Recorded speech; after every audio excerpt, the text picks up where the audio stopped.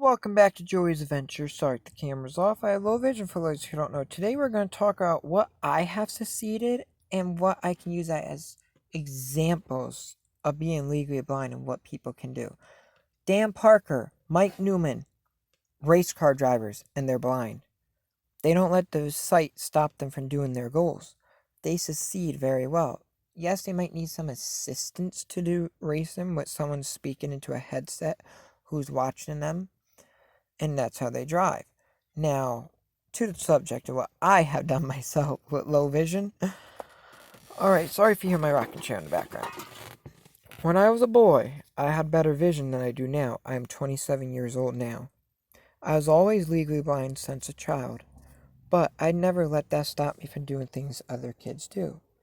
It just put a little tiny weight in my thing, or may you say a little mountain I had to climb to do a certain task the same. But I always succeeded and did it. Yes, there have been times that I have failed. Yes, there have been times that I have succeeded. But the most important thing, no matter if you fail, you always pick yourself back up and find a way to overcome and do what you want. There's always a way. And what my stepfather, who passed away in 2012, always said to me, no matter if you finish first or you finish last, what matters most in all, you participated and you stayed into it till the end. Like if you run a marathon or a race and you come in last place, that doesn't mean you're a loser. Yes, you lost a race, but does that mean that you don't finish the race that you started? No, you make sure you go over that line and make sure you finish the race you started. That's the example.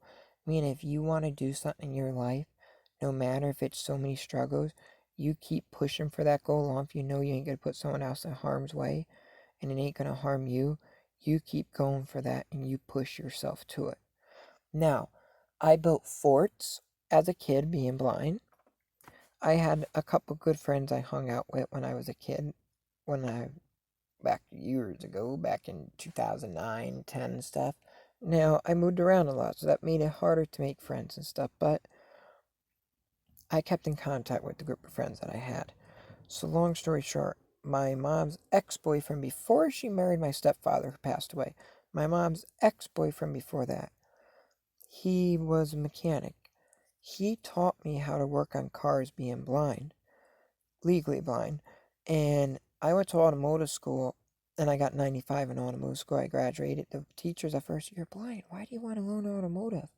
How are you going to do it? Then all of a sudden they said, no, let's give it a try. If you can't do it, then we won't teach you. They were amazed, 95 in automotive classes, and they were like amazed. They're like, wow, he's doing this. Well, long story short, my camera dies because the memory of my phone's full. I'll do a part 2 to this. This will say part 1. But I did brakes, I did rotors, struts, all different kinds of things in automotive school. Now, I did that because that was a goal. I wanted to know how to work on cars. So I was tired of seeing so many people taken advantage of by garages because they didn't know how to put a car together. My teacher at automotive school taught me this. He said a car is like a puzzle. It's all only one certain way it will go together.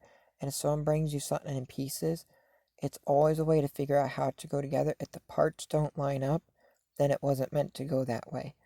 Put it together like a puzzle.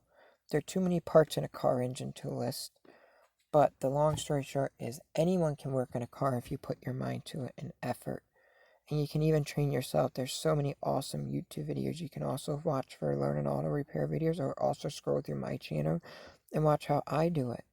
With low vision, I explain how I put stuff together and stuff. Sometimes I might rush through and record after I do the job, but that's just because I was in a rush because I had a time schedule that day.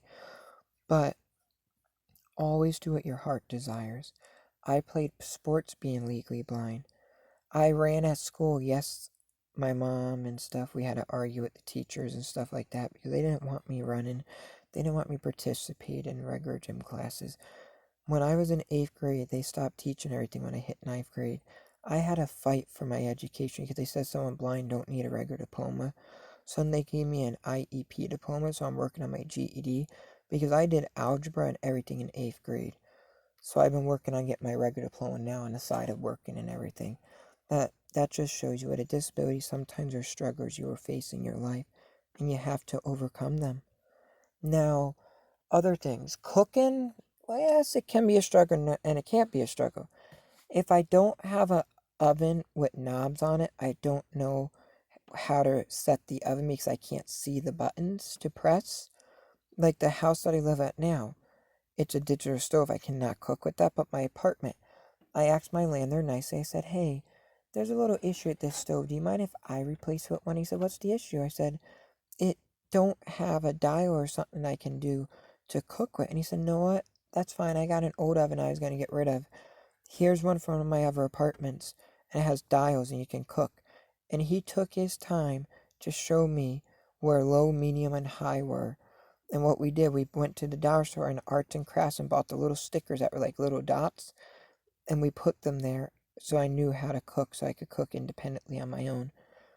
And I still be living in that apartment, but a few issues happened with the apartment, and I ended up having to move out because the heater wasn't working, no hot water, and I didn't want to live in conditions like that. It wasn't the landlord's fault because he was disabled too. Also, he had his own disabilities. He hired maintenance people that didn't know what they were doing, so I ended up moving out because I knew it wasn't his fault. Now, another thing I have to see, I play Pop Warner football, blind. Yes, I have a football. I will find it in my stores. Matter of fact, if you go through my thing, it'll say check out this football with bells in it. It's in my YouTube page. If you scroll down like 200 videos down, you'll find it. The football has bells in it, and what did they do? They played with that football that had bells in it, so I could hear where it was, and I could use my ears to pinpoint where it was. And that's how I played football successfully. I played soccer with a football that had bells. Not a football, a soccer ball that had bells in it. And I got that also. I will show you all that. I'm not sure if, I don't think I put that one in my video. But I also played basketball. Baseball was a little bit hard. I won't be lying.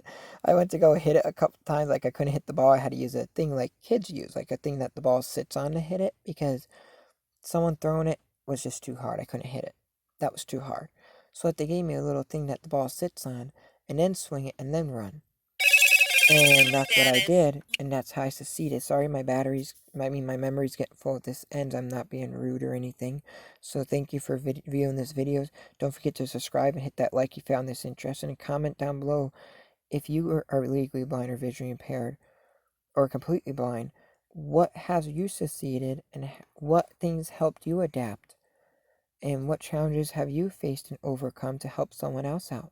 Now back to the video, sorry. Other thing I have done, I also done running in school. Yes, running a couple things sometimes, but most important things, pick yourself back up and succeed. My judo teacher taught me, because I learned judo for self-defense. They taught me the most important thing when you fall, always pick yourself back up. We all fall sometimes, and we all have challenges in our life. The most important thing is pick ourselves back up and face the challenges head on. There's no fear in this life except fear